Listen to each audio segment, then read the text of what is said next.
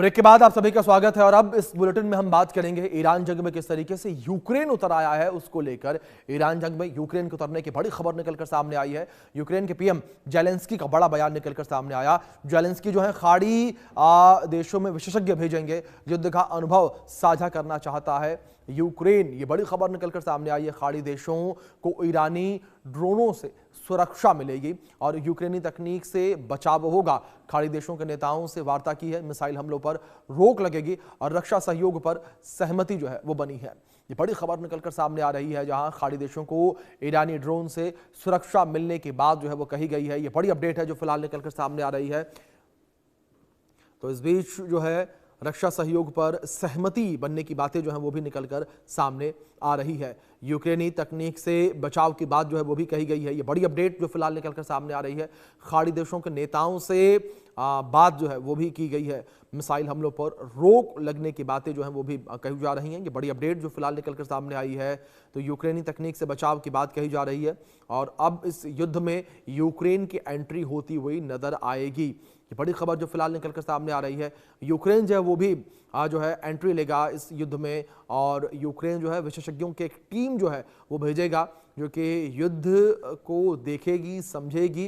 ये बड़ी खबर है और ये अपडेट निकलकर सामने आई है, जहां रक्षा सहयोग पर सहमति बनने की बातें सामने आई हैं, जहां जेलेंस्की जो है वो खाड़ी देशों से बात कर रहे हैं। यूक्रेन तकनीक से बचाव का जिक्र जो है वो उनके द्वारा किया गया है। तो एक बड़ी अपडेट ये निकलकर सामने आई है।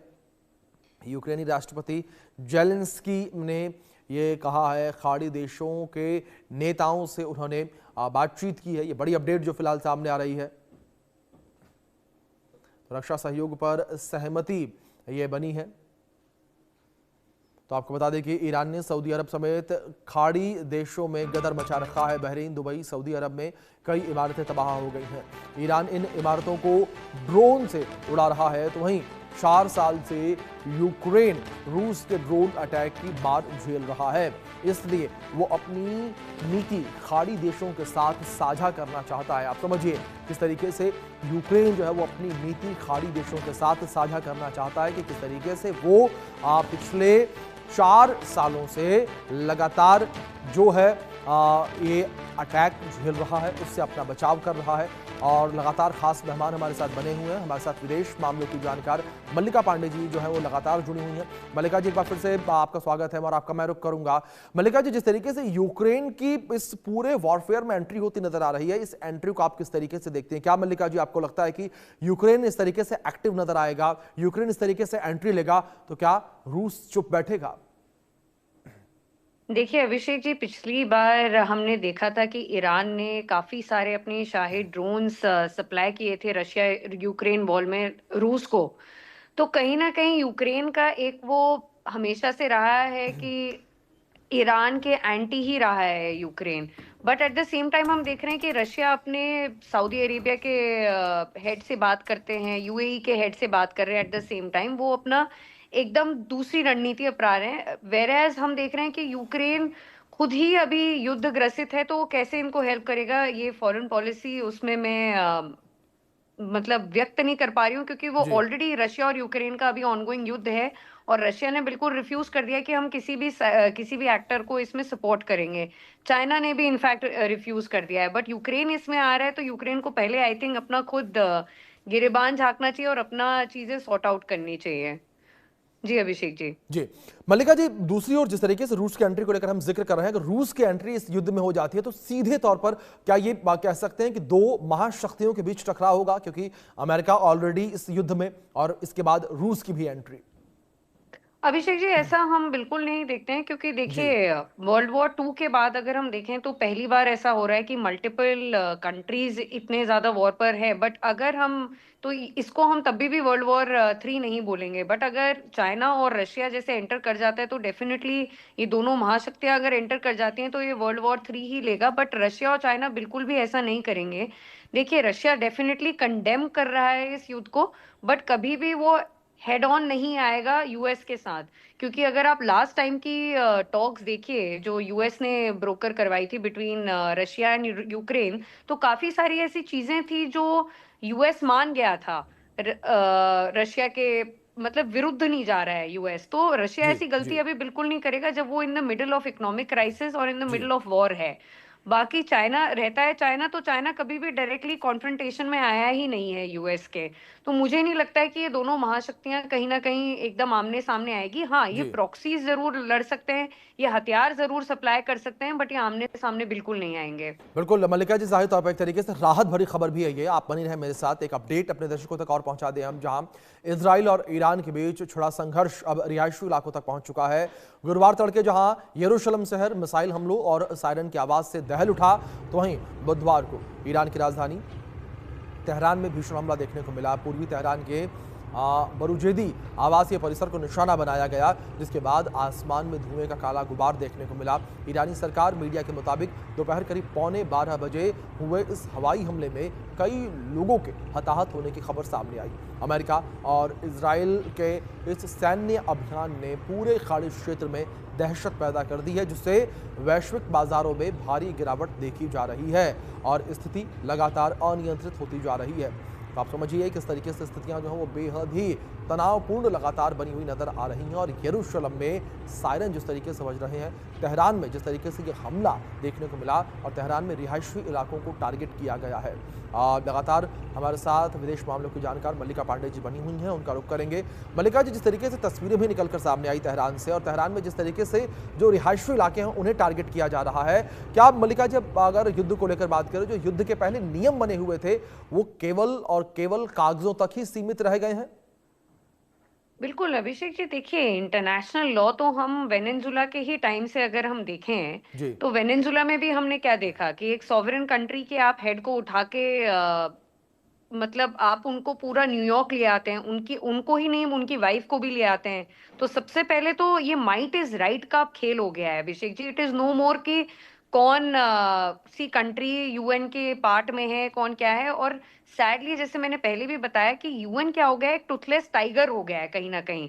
वो कंडेम जरूर कर सकता है, बट उसको भी पता है कि अमेरिका जैसी महाशक्ति के लिए वो कुछ बोल नहीं सकता है। तो ट्रम्प अब बुली बन गए हैं अभिषेक जी। इट्स नो मोर कि देखिए, मैंने जैसे पहले भी बताया है कि हम रिजीम से अग्री करें या डिसअग्री करें, बट किसी भी देश पर जाके आप ऐसे अटैक नहीं कर सकते हैं।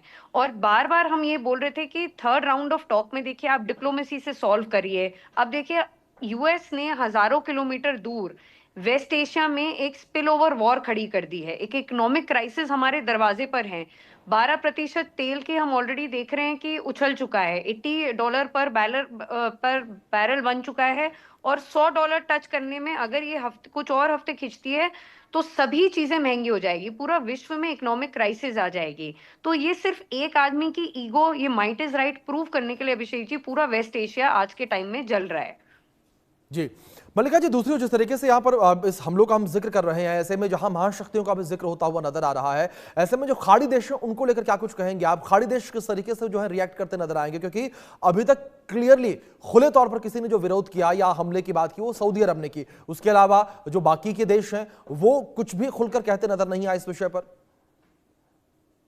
देखिए अभिषेक जी, प्रॉब्लम ये हुई कि ईरान ने थोड़ा सा मिसकैलकुलेटेड मूव ये किया। देखिए, जी जितने भी ये खाड़ी देश थे, ये हमेशा से ही इसराइल के अगेंस्ट थे। चाहे जी ये ओपनली ना हो, बट कहीं ना कहीं ये इसराइल के सपोर्टर नहीं थे। जी ईरान की तरफ से थोड़ा मिसकैलकुलेटेड मूव ये रहा कि उसने जितने भी ये खाड़ी देश हैं उन पर अटैक करना शुरू कर दिया। ईरान का अगर हम देखें तो लॉजिस्टिकली उसने ये बोला कि देखिए, इसराइल के पास बहुत महंगे इंटरसेप्टर्स हैं, आयरन डोम है, बट जितने भी ये देश हैं इनके पास इतने आधुनिक इंटरसेप्टर्स नहीं है। तो कहीं ना कहीं वो इकोनॉमिक प्रेशर बनाने के लिए ईरान ने इनके ऊपर टारगेट करना शुरू कर दिया। इनका जी ऑयल सप्लाई, इनका नेचुरल गैस सप्लाई जी में टारगेट करना शुरू कर दिया, ताकि अमेरिका के ऊपर पूरे विश्व से ये प्रेशर बन जाए कि वॉर को स्टॉप करना है। तो खाड़ी देशों का अभी तक रिएक्शन इसलिए नहीं आया है क्योंकि वो अमेरिका के भरोसे में बैठे हुए हैं। वो ये सोच रहे हैं कि अमेरिका कहीं ना कहीं इस वॉर को स्टॉप कर देगा, बट जी ये अभी तक युद्ध विराम लेते हुए कहीं नजर नहीं आ रहा है। तो देखिए, यूएई में कंटिन्यूअस अटैक्स हो रहे हैं, सऊदी अरेबिया में कंटिन्यूअस अटैक्स हो रहे हैं। तो खाड़ी देश इसको खुद भी रिस्पॉन्ड नहीं कर पा रहे हैं क्योंकि उनके पास इतने आधुनिक, आप देखिए, मिसाइल स्ट्रक्चर नहीं है। कहीं ना कहीं वो यूएस के ऊपर हेवीली डिपेंडेंट है। बिल्कुल। और वो मल्लिका जी कहीं ना कहीं अपने भी देश के, एक पॉइंट ऐड करना चाहूंगी अभिषेक जी, बिल्कुल बिल्कुल। देखिए कहीं ना कहीं उसमें भी शिया और सुन्नी पॉपुलेशन जी दोनों है, तो जी वो ओपनली ईरान को क्रिटिसाइज नहीं करना चाहते, क्योंकि खामिनी जो है वो एक हेड ऑफ स्टेट नहीं बल्कि एक स्पिरिचुअल लीडर भी थे। तो वो कहीं ना कहीं ये चाहते हैं कि उनकी इंटरनल सिक्योरिटी इससे हार्म ना हो, तो वो ओपनली कुछ ईरान के खिलाफ नहीं बोल रहे हैं या शिया कम्युनिटी के बारे में कुछ नहीं बोल रहे हैं। जी जी अभिषेक जी। जी।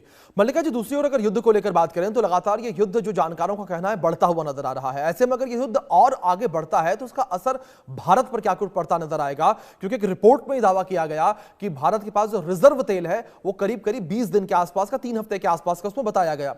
ऐसे में अगर पूरे मिडिल ईस्ट को लेकर हम बात करें मल्लिका जी, तो स्थिति बड़ी उथल पुथल देखने को मिल रही है। युद्ध लंबा चलता है तो भारत पर असर को कैसे देखती हैं आप? बिल्कुल अभिषेक जी, भारत पर ही नहीं बल्कि पूरे विश्व पे एक हम देख रहे हैं क्राइसिस। भारत की जी जो रणनीति रही है उसकी मैं भारत सरकार की तारीफ ये करना चाहूंगी कि देखिए 20 से 25 दिन तक हमारे पास जो ऑफिशियल रिपोर्ट आई है उसमें 20 से 25 दिन तक हमारे पास ऑयल रिजर्व है। भारत ने एक जो स्मार्ट मूव किया है कि भारत डिड जी not put all its eggs in one basket. उसने बहुत मल्टीपल लोकेशंस के साथ, जैसे हम रशिया से भी तेल खरीदते हैं, हम लैटिन अमेरिका से भी खरीदते हैं। हाँ, स्ट्रेट ऑफ हॉर्मूज से हमारा 40% जो तेल आता है उसको हमें देखने की जरूरत है कि भारत एक तो शॉक अब्सॉर्ब करने के लिए वो बिल्कुल तैयार है 20 से 25 दिन, बट उसके बाद जरूर महंगाई आएगी। बट हमारा जो मल्टीपल कंट्रीज के साथ रिलेशंस है जी उसमें हम देखेंगे कि उनके साथ हम ज्यादा ट्रेड करेंगे। दूसरा आता है जैसे सीएनजी और एलपीजी के लिए भी भारत बहुत अच्छी तरीके से तैयार है। देखिए उसने जितनी भी वो सीएनजी इंडस्ट्रीज को सप्लाई करता है उसने वो काफी कम कर दिए ताकि वो अपने डोमेस्टिक सप्लाई को बना रखे, ताकि आम आदमी तक वो डोमेस्टिक सीएनजी सप्लाई हो सके। तो वो आम आदमी पर ज्यादा फोकस कर रहा है, इसलिए उसने इंडस्ट्रीज पर डायल डाउन कर दिया है जितना सप्लाई है। तो कहीं ना कहीं भारत बहुत अच्छी तरीके से प्रिपेयर्ड है, बट महंगाई तो डेफिनेटली होगी अभिषेक जी, उससे हम जी बच नहीं पाएंगे। जी बट हम वेल इक्विप्ड और वेल प्रिपेयर्ड जरूर हैं। जी। जी दूसरी ओर मल्लिका जी, जिस तरीके से ये स्थितियां इस वक्त देखने को मिल रही हैं, क्या आप इन युद्ध, जब ये खत्म होगा, इस युद्ध के खात्मे के बाद मिडिल ईस्ट की जो राजनीति है उसमें कोई बड़ा बदलाव देखने को मिलेगा? बिल्कुल अभिषेक जी, इसमें ऑलरेडी पूरा मिडिल ईस्ट, अमेरिका और इसराइल की वजह से पूरे मिडिल ईस्ट जी का हम देखते हैं नक्शा कहीं ना कहीं पलट गया है। एक जो ईरान की उन्होंने समझा था कि रिजीम चेंज हो गया, कल मैं देख रही थी इनफैक्ट डोनाल्ड ट्रंप का एक इंटरव्यू था जहां उनसे पूछा गया कि अब ईरान में अगर आप किसी को रखते हैं तो वो कौन होगा, कौन उस रिजीम का हेड बनेगा इसके बाद। तो वो बड़े कंफ्यूज होते हैं। उनका आप देखिए उनके पास कोई एक जवाब नहीं होता। वो बोलते हैं कि क्या पता हम किसी को वहां पर प्लेस करें तो 5 साल बाद जी भी वो भी ऐसे ही निकले, तानाशाह निकले। क्या पता जिसको हम प्लेस करना चाहे वो ऑलरेडी डेड हो चुके हैं। तो देखिए मिडिल ईस्ट में अभी एक बहुत ही कंफ्यूजन का, स्पेसिफिकली ईरान जी ओरिएंटेड अगर मैं बोलूं तो काफी कंफ्यूज स्टेट में है। बाकी और जी जितनी गल्फ कंट्रीज हैं देखिए उनको इकोनॉमिकली बहुत ज्यादा प्रेशर आ गया है, क्योंकि जितने भी पोर्ट्स हैं, जैसे मैंने आपको बताया था जी कि यूएई का जो फुजेरा है उसका पोर्ट है, एयरपोर्ट्स हैं, काफी ज्यादा डिसरप्शन आए हैं इसमें। काफी ज्यादा देखिए आप अरामको जो सऊदी अरेबिया में वर्ल्ड की लार्जेस्ट ऑयल रिफाइनरी है उस पे अटैक हो गया है। तो जी जितनी भी इकोनॉमी का सोर्सेज है, देखिए गल्फ कंट्रीज के पास जो जीसीसी हैं उनके पास क्या है, तेल है और नेचुरल गैस है। इन दोनों पर ही एक मेजॉरिटी जो मिसाइल अटैक हुआ है, जो ड्रोन से अटैक हुआ है, काफी जी ज्यादा इसमें हिट हो गया है। तो काफी टाइम ये पीछे चली गई, जो इनकी इकोनॉमी सोर कर रही थी अब काफी पीछे जाते हुए दिखाई दे रही है अभिषेक जी। और अगर ये युद्ध कंटिन्यू रहता है तो इन देशों के लिए रिबाउंस करना, बाउंस बैक करना बहुत मुश्किल होने वाला है अभिषेक जी। जी।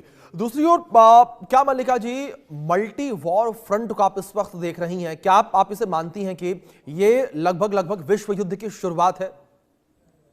बिल्कुल अभिषेक जी, देखिए वर्ल्ड वॉर 2 के बाद जी अगर जी हम जी देखें तो पहली बार ऐसा हो रहा है कि इतनी सारी मल्टी कंट्रीज इन्वॉल्व हो गई हैं। जी देखिए इन्होंने केवल, ईरान ने केवल जीसीसी पर नहीं बल्कि आप जी देखिए साइप्रस जो एक ईयू का पार्ट है उसमें भी अटैक किया है। कहीं ना कहीं हम देख रहे हैं कि नेटो देश भी आगे आ रहे हैं। बट बिल्कुल इसका रिपरकशन क्या हो रहा है, जैसे मैक्रोन जो है फ्रांस के जो प्रेसिडेंट है, उनका मैं कल बयान पढ़ रही थी तो उन्होंने बोला है कि अब हम भी न्यूक्लियर बिल्कुल, वेपन जाहिर तौर पर बनाएंगे। मल्लिका, जिस तरीके से आपने जिक्र किया, ये स्थितियां जो है बड़ी विपरीत इस वक्त बनती नजर आ रही हैं। अब देखने वाली बात यहां पर ये होगी कि आगे क्या स्थितियां बनेंगी। फिलहाल बहुत शुक्रिया आपका जुड़ने के लिए, बातचीत के लिए, कीमती वक्त देने के लिए मल्लिका जी।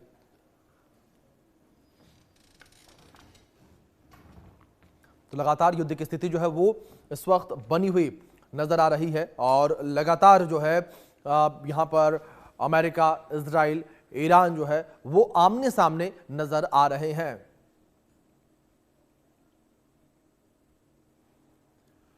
चलिए आगे बढ़ते हैं, बात करेंगे हम बिहार को लेकर, बिहार की राजनीति